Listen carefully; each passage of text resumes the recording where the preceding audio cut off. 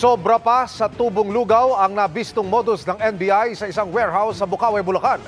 Ang nabili kasing murang imported na bigas, nirerepak at nilalagyan ng pabango para naman ibenta ng mahal sa merkado. Hinahaluan pa umano yan ng bulok na bigas. Nakatutok si John Consulta. Gabundok ng mga lumang imported na bigas ang bumungod sa NBI Special Task Force at Cybercrime Division nang pasukin ang warehouse na ito sa Bukawi, Bulacan. Tumambad din ang ilang equipment na ginagamit daw sa operasyon. Pinaghalo-halo nila yung variety ng bigas, tapos lalagyan ng konting pabango, pandan, ipapass-on na nila as mamahaling bigas, class A na bigas. No, niloloko ang ating mamamayan. Puro alikabok na, puro ano na yung mga sako. Makikita natin na hoarding eh. No?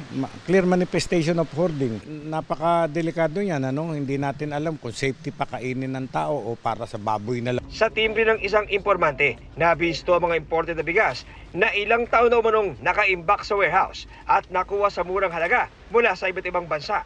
Bineberipika pa kung legal ang hawak na imported na bigas ng kumpanya. Mayroong from Vietnam, may from Pakistan, may from India. So basically, nung chinek namin kagabi, yung kanilang makina, nandoon naka-mount yung iba't ibang variety ng bigas. Minimix nila to. And then yung pinaka-resulta, ito ng premium rice. So we assume na pinaghalo ito sa iba't ibang variety.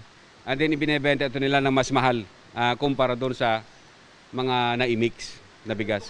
Ganito nga karami itong halos gabundok na mga patong-patong na bigas na inabutan ng NBI sa kanilang ni-raid na warehouse dito sa Bukawi, Bulacan. Pero ayon sa mga ahente ay dito raw nakatago yung iba pang mga lihim ng kumpanya dahil ang ilan daw sa mga bigas dito tulad na lamang nitong nasa baba. Kikita natin na ang kanyang crop year at date of milling ay February 2023 pa. 2 taon na nakakaraan. At ang ebidensya daw na ito'y luma na ay makikita natin na ang ilang mga sako meron ng discoloration or nabubulok na yung mga bigas. Git naman ng isang opisyal ng kumpanya, wala silang ginagawang iligal. Ay, wala pong halo. Halo-halo daw po yun. Nilinis lang daw po yun. Labid na bigas. Sir, sabi ko naman, nandun si Nara sa rin. Nagsasalita po ako ng totoo. Hindi po siya halo. Hoarding, adulterating, profiteering, untruthful labeling, at saka economic sabotage. We will check with the local government of Bukawi, Bulacan kung sino ang nagmamayari nitong warehouse na ito. And we will file appropriate charges against them.